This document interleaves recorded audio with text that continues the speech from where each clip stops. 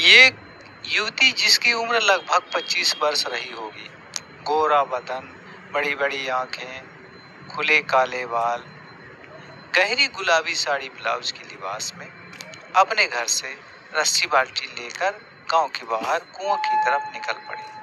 लेकिन जैसे ही पेड़ के नीचे बैठे युवक पर उसकी नजर पड़ी, उसे बड़ा आश्चर्य हुआ। बात उस जमाने की है जब आवागमन के साधन कम हुआ करते थे। लोग अक्सर पैदल ही सफर किया करते थे।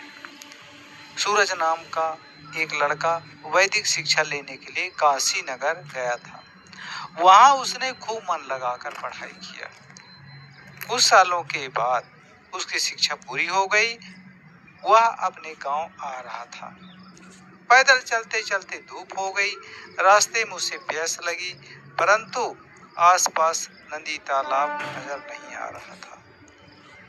सोचा और आगे चलकर देखता हूँ।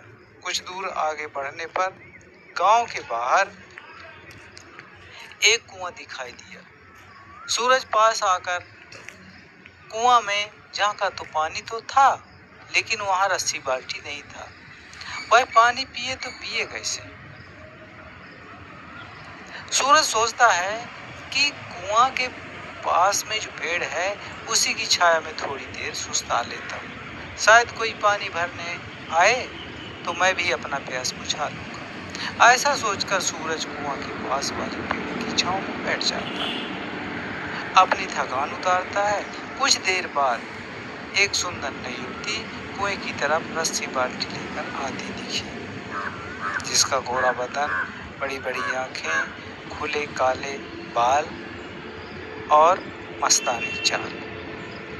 सूरज की आंखें चमक उठी। वह संभल कर बैठ गया और आशा भरी नजरों से नई युवती को देखने लगा। पास आने पर सूरज उस स्त्री से पानी पीने के लिए मांग कर पिया।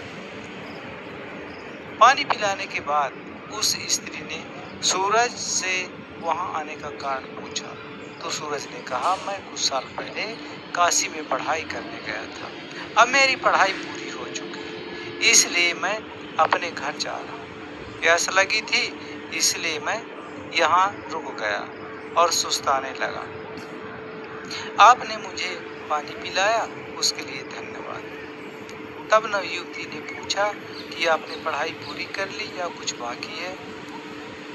तब सूरज ने कहा, जी मैंने पूरी पढ़ाई कर ली है। सूरज की बात सुनकर उस युवती को मजाक सूझा और मुस्कुराती हुई बोली, त्रिया चरित्र पढ़ा क्या?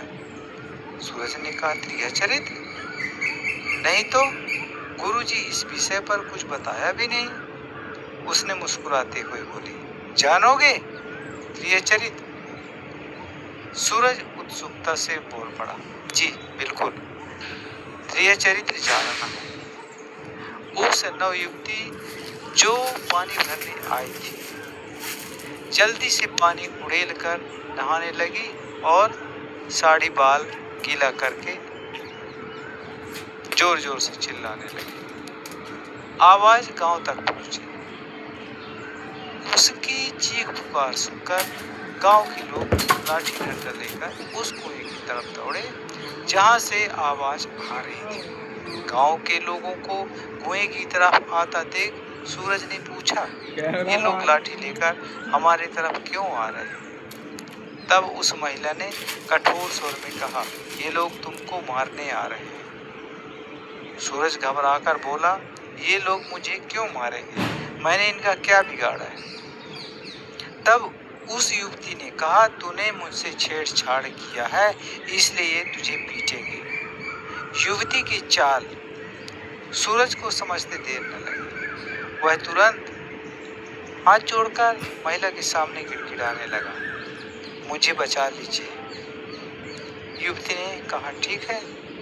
अब जैसे ही गांव के लोग पास आकर पूछे कि क्या हुआ, क्यों चिल्ला रही थी, तब उस युवती ने कहा, मैं पानी भरते समय कुआं में गिर गई थी, परंतु इस राहगीर लड़के ने मुझे बचा लिया। इस लड़के को बहुत बहुत धन्यवाद। धीरे धीरे गांव वाले लौट गए।